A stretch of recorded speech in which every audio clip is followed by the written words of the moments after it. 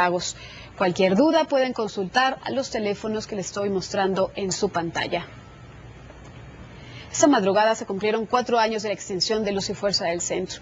Integrantes del Sindicato Mexicano de Electricistas tomaron de manera simbólica las instalaciones que fueron de la paraestatal y que ahora son utilizadas por la Comisión Federal de Electricidad. Se plantaron frente al edificio que fuera su sede central en Avenida Melchor Ocampo, esquina con Marina Nacional. El inmueble estuvo resguardado por elementos de la Policía Federal y los manifestantes también se presentaron en otras subestaciones. Como consecuencia de actos como esos, la Comisión Federal de Electricidad reveló que pierde 5.600 millones de pesos al año por lo que llamó problemas sociales. En un informe a la Cámara de Diputados, la CFE destaca que ex trabajadores de Luz y Fuerza del Centro obstaculizan en reiteradas ocasiones la operación de la paraestatal, además del crecimiento de asentamientos irregulares y lo obsoleto de algunas de sus herramientas de trabajo. Por todo eso dicen que pierden tal cantidad de dinero.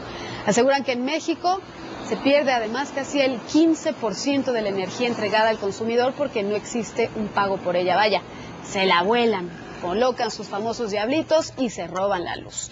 Todo eso es las pérdidas. Así que a 4 años de su extinción, esto ocurrió aquella madrugada del 11 de octubre de 2009.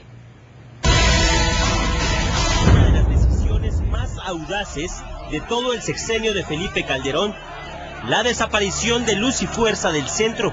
La empresa se encargaba de generar y distribuir energía eléctrica para 6 millones de usuarios.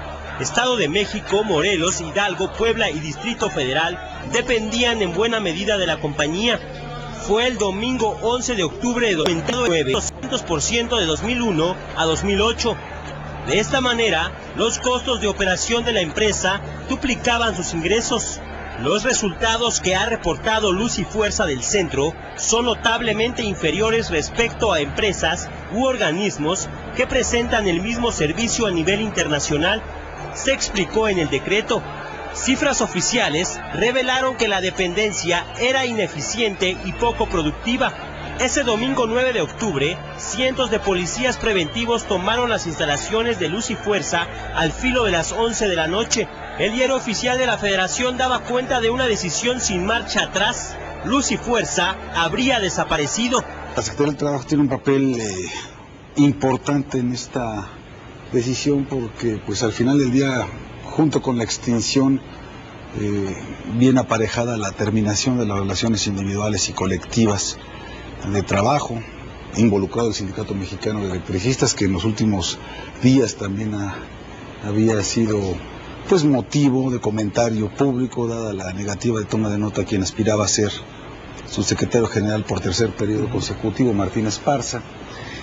Y bueno, pues definitivamente hubo necesidad de articular pues una serie de acciones de manera integral como gobierno federal para que este decreto del Ejecutivo que hoy se publica pudiera tener el resultado que tuvo inicialmente, que comentabas, Jorge, hace un momento, en el sentido de asegurar 2 valores que eran fundamentales. Por un lado, la continuidad en la prestación del servicio público de energía eléctrica en la zona centro del país, y por el otro, el que no hubiese incidentes que lamentar en la entrada pues del personal de quien se haría cargo de la operación del sistema, que es la Comisión Federal de Electricidad, y el resguardo de las fuerzas federales. Por un lado, no tomamos una decisión necesaria y pertinente, pero por otro lado, al dejar que corriera el tiempo y los eventos, el contrato colectivo, el peso de la organización, la nómina, la ineficiencia, crecía, y con ello el problema es que crecía también la necesidad de recursos adicionales del presupuesto que pagamos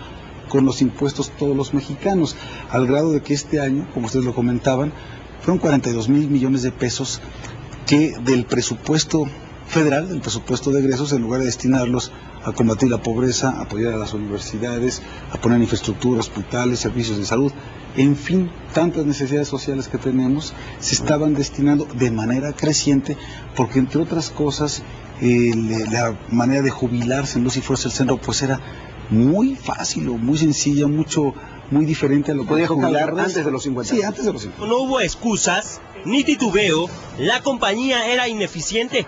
Más allá de generar ganancias, como es el objetivo de cualquier empresa, Luz y Fuerza costaba al erario 50,000 millones de pesos al año. Más de 300 millones de pesos se iba en pagar nómina y prestaciones. Los empleados eficientes de Luz y Fuerza actuaron con celeridad, hicieron lo que cualquier jefe de familia cuando pierde su empleo, cobraron su liquidación y salieron al mercado laboral.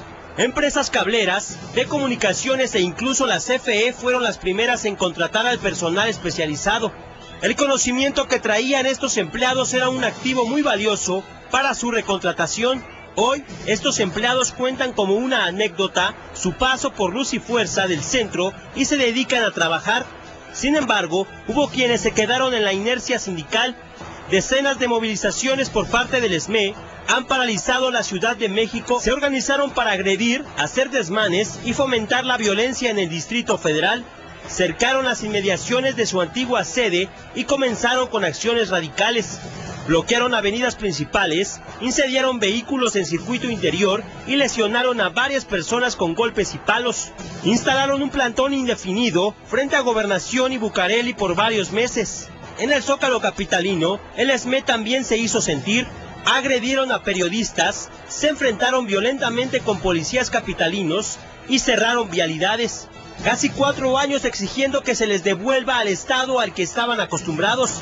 Bonos por cualquier cosa y permisos laborales que podían incluir 3 meses de descanso con paga al 110%.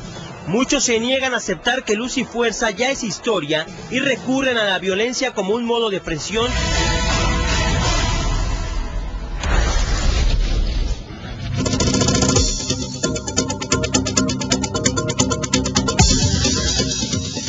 Para cerrar la semana, Manuel López San Martín.